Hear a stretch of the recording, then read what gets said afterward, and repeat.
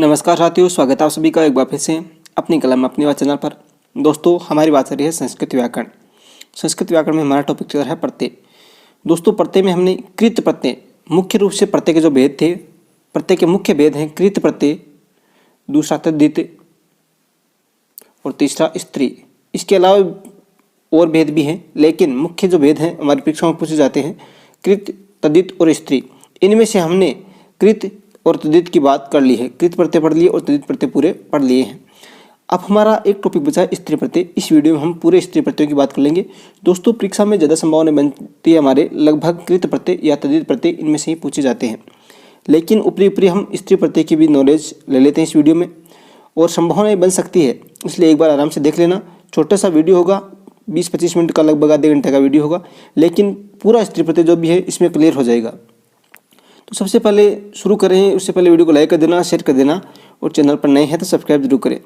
दोस्तों, स्त्री प्रत्यय कहते किसे हैं, सबसे पहले देख लेते हैं स्त्री प्रत्यय कहते किसे हैं। तो वो आपको पता है, स्त्री प्रत्यय कहते किसे हैं? जो किसी पुल्लिंग शब्द को स्त्रीलिंग में परिवर्तित कर दे, जो ऐसे प्रत्यय जो किसी पुल्लिंग शब्द के पीछे जुड़कर उसको स्त्रीलिंग में परिवर्तित कर दे, उसका लिंग परिवर्तन कर देते हैं, वो कहलाते हैं स्त्रीलिंग प्रत्यय, स्त्री प्रत्यय। ठीक है दोस्तों, स्त्री प्रत्यय कुल 8 प्रकार के होते हैं। कितने प्रत्यय हैं टोटल? 8 स्त्रीलिंग स्त्री प्रत्यय हैं। टाप प्रत्यय, डाप, चाप, गिम्प, गिस, गिन, ती और उंग। ठीक है, लेकिन हमारी परीक्षाओं में मुख्य रूप से जो पूछे जाते हैं वो 4 प्रत्यय। कौन कौन से? टाप, डाप, गिप और गिस। सभी किताबों में भी आपको लगभग यही के प्रत्यय मिलेंगे, लेकिन परीक्षाओं में संभावना यही है। ज़्यादा संभावना तो है केवल कृत प्रत्यय जो थे और तद्धित प्रत्यय, उनसे प्रश्न बनने की। 1% आना है प्रत्यय का और उनमें से बन जाएगा 99.9%। तो आज तक लगभग वही प्रत्यय पूछते हैं, कृत और तद्धित प्रत्यय। स्त्री प्रत्यय भी पूछ सकते हैं, इसलिए हम नॉर्मल चर्चा इसकी भी कर लेते हैं। तो स्त्री प्रत्यय देख लीजिए। सबसे पहले हम ले लेते हैं टाप प्रत्यय। ठीक है, टाप प्रत्यय कहाँ होता है कि अकारांत पुल्लिंग को स्त्रीलिंग में बनाने के लिए, अकारांत जो भी पुल्लिंग शब्द होते हैं उनको स्त्रीलिंग बनाने के लिए टाप प्रत्यय जोड़ा जाता है। और टाप प्रत्यय जब जोड़ते हैं तो उसमें शेष आ रहता है। शेष क्या रहता है? आ रहता है। दोस्तों, ये छोटा सा वीडियो आपको देखने के बाद आपको क्या करना है, बुक में से उसके ज़्यादा से ज़्यादा उदाहरण देखने हैं, तभी आपके दिमाग में बैठेगा, तभी आपको याद रह पाएगा। ठीक है, तो शुरू करें कि इसके उदाहरण देखिए। टाप प्रत्यय कहाँ होता है? पहली बात तो ये कि अकारांत जो पुल्लिंग शब्द हैं उनको स्त्रीलिंग बनाने के लिए टाप प्रत्यय जोड़ते हैं और उसमें टाप का आशेष रहता है। ठीक है, अश्व, जैसे हम अश्व शब्द आ गया और इसको स्त्रीलिंग बनाना है और टाप प्रत्यय इस प्रकार से आ जाए परीक्षा में कि अश्वधन टाप, तो ये पता है टाप का शेष क्या रहना है। जैसे ट में टाप का ट लोप हो गया, प लोप हो गया, शेष क्या बचा? आ बचा है, तो टाप का शेष हमेशा बचता है आ।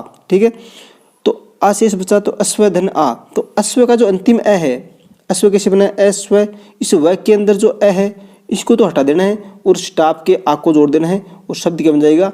व के हटा के आ जोड़ दें तो शब्द बन जाएगा अश्वा। तो स्त्रीलिंग क्या हो गया इसका? अश्वा। ठीक है, अश्व का अश्वा टाप जोड़ने पर। इसी प्रकार मंद धन टाप तो मंदा। ठीक है, सुत धन टाप तो सुता, छात्र धन टाप तो छत्रा। बात यह है अकारांत पुल्लिंग है तो इसे टाप जोड़ते हैं तो आशेष रहता है। अंतिम जो अ होता है इसके स्थान पर आ कर देना है और कुछ भी नहीं करना, एकदम इजी है टाप प्रत्यय। टाप प्रत्यय में मुख्य रूप से और कहाँ से पूछ सकते हैं वो देख लीजिए। शब्द के अंत में यदि अक आए, शब्द के अंत में यदि अक वाले आए, जैसे कारक आ गया, तो उसके स्थान पर क्या करना है? हमें इका करना है। अंत में शेष तो आ ही रहता है टाप का। टाप का शेष क्या रहता है? आ ही रहता है। कारक, जैसे कारक शब्द आ गया, ठीक है, अब आई जोड़ेगा इसके, लेकिन इससे पहले वाला जो र है इसमें ई की मात्रा भी जोड़नी है। ठीक है, तो इस प्रकार से हमें उदाहरण याद करने के लिए, याद करने का तरीका है कि अक वाले उदाहरण आए, जैसे कारक, गायक, लेखक, सेवक, जितने भी शब्द हैं इनमें से यदि हमें टाप प्रत्यय जोड़ना है तो हमें अक के स्थान पर जो है, जैसे कारक में क्या है? कार धन अक है ना, कार और अक ये जुड़ा हुआ है, तो अक जो ध्वनि आ रही है पीछे इसके स्थान पर कर देना है इका। ठीक है, तो एकदम आराम से याद होगा। तो कारक वाले जितने भी शब्द हैं उनके स्थान पर क्या कर देना है? हमें इका लगा देना है। जैसे कारक धन टाप आ गया तो कारक के अक जो अंत में ध्वनि आ रही है उसके स्थान पर कर दो इका और शब्द बन जाएगा कारिका। ठीक है, इसी प्रकार सेवक का हो जाएगा सेविका, गायक का गायिका, लेखक का लेखिका। ये तो नॉर्मल बात थी टाप प्रत्यय की। अगला प्रत्यय है डाप। डाप का उदाहरण एक बार पूछा गया है, इसलिए देख लेना। किसी शब्द के अंत में मन की ध्वनि हो या बहुव्रीहि समास वाले शब्द जो होते हैं उसमें डा प्रत्यय लगता है। प्रत्यय में इस प्रकार से शब्द दिया हुआ जय सीमा, तो इसमें कौन सा प्रत्यय है? तो इसमें भी आशेष रहता है, टाप में भी आशेष रहता है, लेकिन ये हमें पता होना चाहिए कि सीमा जो शब्द बना है वो सीमन है। इसमें मूल शब्द क्या है? सीमन है। तो ऐसे जो शब्द हैं सीमन, दामन, पामन, ये आपको शब्द याद रखने हैं दोस्तों। कोई तरीका और नहीं है, केवल शब्द भी याद रखने पड़ेंगे। जो मन की ध्वनि वाले शब्द और बहुव्रीहि समास वाले शब्द हैं जो पुल्लिंग हो, ये आपको याद रखना है। जो मन शब्द और बहुव्रीहि समास जो पुल्लिंग हो उसको यदि स्त्रीलिंग बनाया गया है तो वहाँ पर आपको डाप प्रत्यय मिलेगा। इसमें फर्क यही है, ये अकारांत में सभी में लग जाते हैं, लेकिन इसमें मन की ध्वनि होनी चाहिए और बहुव्रीहि समास होना चाहिए, तभी ये डाप प्रत्यय लगता है। तो जैसे सीमन धन डाप आ गया, सीमन धन डाप, तो जो मन में आया है, तो जो अंत में न आया है इसको तो हटा देना है और म में कर देना है आ। तो सीमन धन डाप का हो जाएगा सीमा, दामन धन डाप को हो जाएगा दामा। ये शब्द पकड़ने पड़ेंगे दोस्तों, यही उपाय है प्रत्यय का। पामन धन डाप में तरीका बता सकता हूँ, इस प्रकार से आपको याद रखना है। जैसे मन की ध्वनि आई तो न को हटा दो और मैं को माँ कर दो, ठीक है, कुछ भी नहीं करना, मैं को करना है माँ और न को हटा दो। इसी प्रकार पामन धन डाप तो हो जाएगा हमारे पामा। बहुराजन बहुव्रीहि समास का उदाहरण है।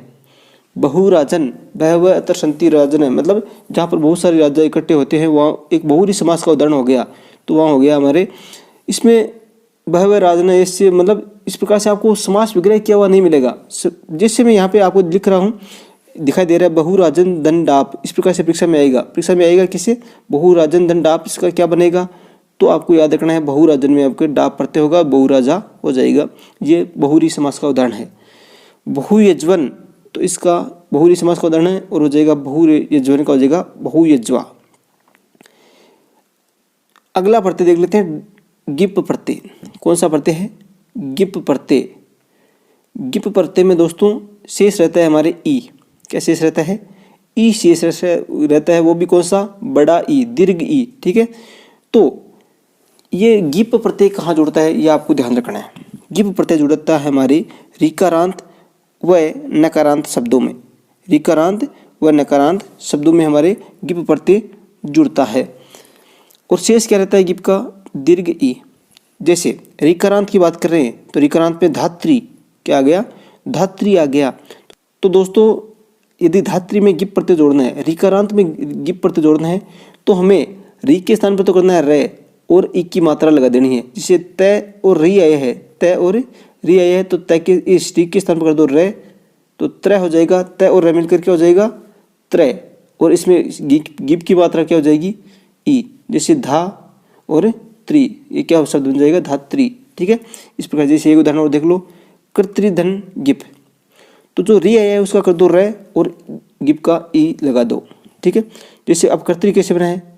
कै री, इस प्रकार से बना कर्तरी, तो जो री आया है इसका कर दो रे, ठीक है। तो अब क्या हो गया यहाँ पे? कै और कर्तर, ये क्या बना? कर्तर। अब गिप का जो ई शेष रहा है यहाँ पे है ना, तो वो ई की मात्रा इस पे लगा दो और शब्द क्या बन जाएगा?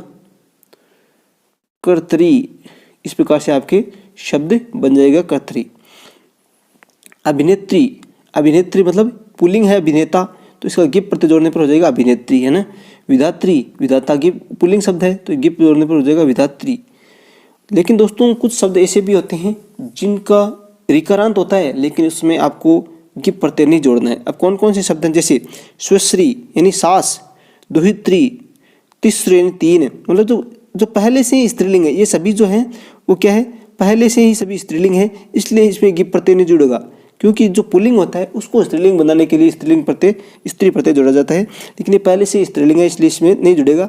और एक विशेष शब्द और आपको ध्यान रखना है, पितृ शब्द जो होता है इसमें भी गिप प्रत्यय नहीं जुड़ता है, क्योंकि पितृ जब होता है इसमें इसका पुल्लिंग हो जाता है मातृ, पूरा का पूरा चेंज हो जाता है पितृ का मातृ, इसलिए इसमें भी जो गिप प्रत्यय है वो नहीं जुड़ेगा। इसके बाद हमने बात की, एक तो होता है ऋकारांत और एक होता है नकारांत। तो नकारांत शब्दों में भी गिप प्रत्यय जुड़ता है। इस प्रकार से जो आए तपस्विन धन गिप, तपस्विन धन गिप तो हो जाएगा न के जो दीर्घ की मात्रा हो जाएगी और शब्द क्या बन जाएगा? तपस्विनी। क्या शब्द बनेगा? तपस्विनी। इस प्रकार से आपके हो जाएगा। दंडिन धन गिप, दंडिन तो न आ गया और गिप आ गया तो न के स्थान पर दीर्घ कर दो और दंडिनी। और दोस्तों गिप प्रत्यय और कहाँ होता है, सत्री प्रत्यय वाले जो शब्द हैं, सत्री प्रत्यय के जितने भी शब्द हैं उन शब्दों में गिप प्रत्यय लगने पर अंतिम वर्ण से पहले न लगकर बाद में अंतिम वर्ण पर ई लगता है। अब कैसे, जो सत्री प्रत्यय हमने पढ़ा था आप सबको याद होगा, गच्छत, जैसे गच्छत में क्या है, सत्री प्रत्यय है, गम दन सत्री गच्छत, ठीक है। तो ये जो त आया है इससे पहले न लगाना है, तो यहाँ पे देखिए न लगा दिया और गिप का क्या शेष रहा, ई, तो इस त से पहले न लगाया, ठीक है, और उसमें दीर्घ ई कर दी तो गच्छन्ति। भवत धन गिप, भवन भवत धन गिप तो हो जाएगा आपकी भवंती, भवत धन गिप का क्या हो जाएगा, भवंती। इस त से पहले न लगाया और त के अंदर एक की मात्रा भवंती, इस प्रकार से हो जाएगा गिप प्रत्यय। यह प्रत्यांत में गिप प्रत्यय लगाना हो जिसके अंत में यह आ जाए, जिसके अंत में यह प्रत्यांत आ जाए, गार्गे अगस्त्य, इस प्रकार से यह प्रत्यय पहले से जुड़ा हुआ हो, ठीक है, उसमें यदि गिप प्रत्यय लगाते हैं तो यह का लोप करना पड़ता है, जो यह होता है अंत में इसका लोप कर देते हैं। जैसे गार्ग्य शब्द है, गार्ग्य है ना, तो ये गार्ग्य ऐसे बना है तो इसमें यह को हटा देना है और हमें क्या करना है, गा का गा लिखा, ठीक है, ग गा दा अभी तक और ऊपर रहे है ना, तो इसमें जो ये हमें क्या करना है, इसमें दीर्घ ई लगा देनी है, यह हटाकर, तो इसका शब्द क्या बन जाएगा हमारे, गार्गी, क्या शब्द बनेगा, गार्गी, यह हटाकर ई लगाना है। यहाँ पर भी अगस्त्य का ये जो ये है उसको उठाया और इस ये के स्थान पर लगा दो ई, तो अगस्ती, इस प्रकार से इसका स्त्रीलिंग हो जाएगा। द्विगु समास के जो उदाहरण हैं, द्विगु समास और अकारांत हो, द्विगु समास वाले जितने भी अकारांत शब्द हैं उनमें गिप प्रत्यय जुड़ता है। जैसे त्रिलोक, त्रिलोक को हमें स्त्रीलिंग बनाना है और गिप प्रत्यय जोड़ना है, तो त्रिलोक धन गिप, तो इसका हो जाएगा त्रिलोकी, क्या हो जाएगा, त्रिलोकी। इस प्रकार से आपको ध्यान रखना है। द्विगु समास वाले, द्विगु समास का मतलब पहला पद जिसमें संख्यावाची हो, ठीक है, और उसमें होना क्या चाहिए, अकारांत होना चाहिए, क्या होना चाहिए, अकारांत होना चाहिए और द्विगु समास होना चाहिए, वहाँ पर गिप प्रत्यय जुड़ता है, तो त्रिलोक धन गिप, तो इसका त्रिलोकी।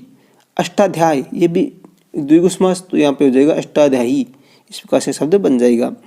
अवस्था सूचक शब्दों में गिप प्रत्यय केवल वृद्धावस्था को छोड़कर, अवस्था सूचक जितने भी शब्द हैं केवल वृद्धावस्था को छोड़ना है और उन सभी में गिप प्रत्यय जुड़ता है। जैसे हम कहाँ जुड़ता है ये आपको पता है, स्त्रीलिंग जो बनता कहाँ है, स्त्रीलिंग जुड़ता कहाँ है, हमें यदि पुल्लिंग को स्त्रीलिंग में बदलना है तभी स्त्रीलिंग प्रत्यय जुड़ता है, तो क्लियर है।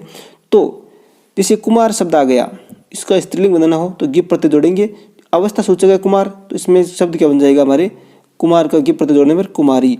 किशोर का हो जाएगा किशोरी, तरुण है तो तरुण का हो जाएगा तरुणी। इस प्रकार से अवस्था सूचक जितने भी शब्द हैं इनमें हमारे गिप प्रत्यय जुड़ता है। अगला मुख्य जो है स्त्री प्रत्यय का गिस प्रत्यय, वो हम देख लेते हैं। गिस प्रत्यय में भी आपके शेष रहता है ई, लेकिन अब ई, गिप और गिस दोनों में ई रहता है, लेकिन में पता कैसे चले, तो हमें आपको बता दिया है गिप प्रत्यय कहाँ कहाँ जुड़ता है वो आपको ध्यान रखना है। गिप प्रत्यय रिकारांत और नकारांत में जुड़ता है, पहली बात। तो सत्री प्रत्यय हो तो हमें क्या करना है, गिप प्रत्यय लगाना है और उसमें न लगाकर पहले ई की मात्रा लगा देनी है। यह प्रत्यांत हो तो इसमें इस प्रकार से जोड़ना है, इस प्रकार से हम पहचान सकते हैं। द्विगु समास अकारांत वाले हो तो हमें गिप प्रत्यय लगता है, गिस नहीं लगता है। अवस्था सूचक शब्द हो तो उसमें गिप प्रत्यय जुड़ता है, गिस नहीं लगता है। इस प्रकार से आपको ध्यान रखना है, नोट कर लेना है। इसका PDF मैं आपको जो है टेलीग्राम पे उपलब्ध कराता हूँ। गिस प्रत्यय, गिस प्रत्यय कहाँ जुड़ता है कि जातिवाचक अकारांत शब्दों में और इकारांत में, जातिवाचक जो जितने भी अकारांत है और इकारांत है, ठीक है, अकारांत और इकारांत जातिवाचक शब्दों में गिस प्रत्यय जुड़ता है। देखिए ब्राह्मण अकारांत है और जातिवाचक भी है, तो यहाँ पे गिस जुड़ेगा, कौन सा प्रत्यय जुड़ेगा। इस प्रकार से परीक्षा में पूछ सकते हैं ब्राह्मणी में कौन सा प्रत्यय है, तो ऑप्शन आएगा हमारे, पहला ऑप्शन ही आएगा गिप, क्या आएगा, गिप, और दूसरा आएगा गिस। तो आपको पता होना चाहिए कि जातिवाचक जो अकारांत और इकारांत शब्द है इनमें हमेशा गिस प्रत्यय जुड़ता है, ठीक है। तो इसमें आपको ब्राह्मण में गिस जोड़ना है, तो ब्राह्मण धन ई, शेष क्या रहना है, शेष ई रहना है, दीर्घ है, तो इसमें ण के अ के स्थान पर कर देना है इर, ई कर दो और हो जाएगा ब्राह्मण का ब्राह्मणी। व्याघ्र का हो जाएगा, ये भी जातिवाचक है, तो हमारे व्याघ्र अकारांत है तो हो जाएगा व्याघ्री। दाक्षी इकारांत है और जातिवाचक भी है, दाक्षी छोटा है, यहाँ पे देखिए दाक्षी में मात्रा क्या है, छोटी है, तो गिस प्रत्यय जोड़ेंगे तो छोटी, इसमें शेष क्या रहता है, दीर्घ ई रहती है, तो दाक्षी का दाक्षी हो जाएगा। दासरथी, तो इसका हो जाएगा दासरथी, इस प्रकार से दीर्घ ई हो जाएगा, ई शेष रहकर। नर्तक, अब आपको विशेष शब्द देखने हैं। नर्तक, खनिक, पथिक आदि और गौर मनुष्य आदि शब्दों में गिस प्रत्यय होता है। ये जो शब्द आपको मैं दिखाई दे रहा, आपको दिख रहे हैं, इन सभी में आपके गिस प्रत्यय होगा। जैसे नर्तक धन गिस, ये शब्द आपको रटने पड़ेंगे, लिखने पड़ेंगे, तभी आपको याद होगा। आपके पास जो भी किताब है उसमें आपको देख लेना है कि कौन कौन से इस सूत्र के अंदर शब्द आते हैं, वो शब्दों को आपको नोट करने हैं। 2-4 बार पढ़ेंगे तो याद भी हो जाएंगे, इसलिए शब्द भी आपको रटने पड़ेंगे। कोई उपाय नहीं है दोस्तों, इसलिए इसकी कोई ट्रिक नहीं है। ये आपको यदि सूत्र याद होते हैं तो वो बहुत अच्छी बात है, वरना आप ये 2 या 3 बार आपको रिवीजन करना है, आराम से याद हो जाएंगे। शब्द कौन कौन से हैं गिस प्रत्यय के? नर्तक में गिस प्रत्यय जुड़ता है तो नर्तक का नर्तकी हो जाएगा, जलपा का जलपाकी हो जाएगा, वराक का वराकी हो जाएगा। ठीक है, इस प्रकार से मंडल का मंडली, नट का नटी, पितामह का पितामही। इस प्रकार से ये शब्द हैं, विशेष शब्द हैं, ये आपको देखने हैं और लिखने हैं। इंद्र वरुण, ये आपको ये शब्द और देखने हैं। ये जो जितने भी शब्द हैं, ये शब्द हैं, इनमें यदि हम गिस प्रत्यय जोड़ते हैं, क्या जोड़ते हैं? गिस प्रत्यय जोड़ते हैं, तो हमें क्या करना है? विशेष रूप से इक के स्थान पर हमें आनी जोड़ना है। जो मातुल है, जैसे हम ले लेते हैं मातुल शब्द, तो हमें इसके अंत में आनी जोड़ना है। शेष तो ई रहता है, लेकिन इसके पहले आन का आगम हो जाता है, इसलिए हम एक साथ बोल रहे हैं कि आनी जोड़ना है। ठीक है, यहाँ पे हमारे जो गिप दिखाई दे रहा है वो यहाँ पे गिस प्रत्यय ही है। ठीक है, ये आपको ध्यान रखना है कि मातुल धन गिप, गिप नहीं, यहाँ पे क्या है? गिस। ये आपको ध्यान रखना है, ये मिस प्रिंटिंग हो गया, लिखने में थोड़ी जल्दबाजी हो गई और गिप की जगह गिस की जगह गिप लिख दिया। तो जैसे इंद्र धन गिस जोड़ना है, हमें क्या जोड़ना है? इंद्र धन गिस, ये जोड़ना है। ये जो शब्द दिखाई दे रहे हैं आपको, इन सभी में गिस प्रत्यय ही होगा। ठीक है, तो इंद्र धन गिस जोड़ना है, तो हमें मैंने आपको बता दिया क्या जोड़ना है? आनी जोड़ना है। ठीक है, यहाँ पे क्या लिखा है? आनी, तो ये आनी जोड़ना है। तो इसका शब्द क्या बन जाएगा? इंद्राणी, इंद्राणी। तो आनी के स्थान पर आणी हो गया। क्यों? कि हमने पढ़ा था कि री रे स हो तो रे, यदि यहाँ पे जुड़ रहा है, इससे पहले री रे और स हो तो क्या हो जाएगा? न के स्थान पर न हो जाएगा। जैसे रामधन ऐन में रामायण हुआ है, न का क्या हो गया? न हो गया। तो हमें इंद्र में र आ गया तो न करना हो जाएगा, तो आने के स्थान पर आनी जुड़ जाएगा। जैसे लेते हैं भव, भव धन गिस, भव धन गिस, तो इसमें आनी जोड़ना है। भव के क्या जोड़ना है? आनी, तो हो जाएगा शब्द भवानी। मातुल धन गिस, मातुल धन गिस। ठीक है, मातुल धन गिस हो जाएगा, तो इसका हो जाएगा मातुलानी। जितने भी ये शब्द हैं, इंद्राणी, वरुणानी, भवानी, सर्वाणी, रुद्राणी, मर्डानी, जितने भी शब्द, हिमानी, इसमें आपको आनी जोड़ना है, अरण्यानी, है ना। तो ये आपको विशेष रूप से ध्यान रखना है। तो दोस्तों, इस प्रकार से स्त्री प्रत्यय ज़्यादा कोई हार्ड नहीं है। 2 या 3 बार आपको छोटे छोटे बार रिवीजन, एक वीडियो देख लिया है हमारा, इसके बाद आपको बुक से देखना है और परीक्षा से पहले एक बार देख लेंगे तो आराम से याद हो जाएंगे। ज़्यादा हार्ड वाली बात नहीं है। तो बात यही है संस्कृत व्याकरण की, ज़्यादा से ज़्यादा उदाहरण देखते रहो, प्रश्न देखते रहो और रिविजन करते रहो, तो आराम से याद हो जाएगा। और दोस्तों, अब आप कमेंट करना कि कौन सा टॉपिक पहले लूँ। मैंने समय ज्ञान का करवा दिया है, माहेश्वर सूत्र जो नया जुड़ा है उसका करवा दिया। सबसे पहला टॉपिक हमने माहेश्वर सूत्र लिया था, वो वीडियो आपने नहीं देखा तो प्राइवेट बटन में पहले कमेंट में हमारे संस्कृत व्याकरण जो प्लेलिस्ट है उसमें पहला वीडियो माहेश्वर सूत्र का है, वो भी आप देख सकते हैं। अब हम अव्यय कराएं या जो वाच्य परिवर्तन है वो करवाएं, जो भी आपको अच्छा टॉपिक लगता है, जिसमें कि मेरी इसमें थोड़ी पकड़ कम है, इसमें थोड़ी डाउटफुल है, तो वो भी कमेंट आप कर दीजिए कौन सा टॉपिक हम लें। वरना मैं मेरे हिसाब से जिस प्रकार से लेता आया हूँ क्रम से मैं उसी प्रकार लेता रहूँगा।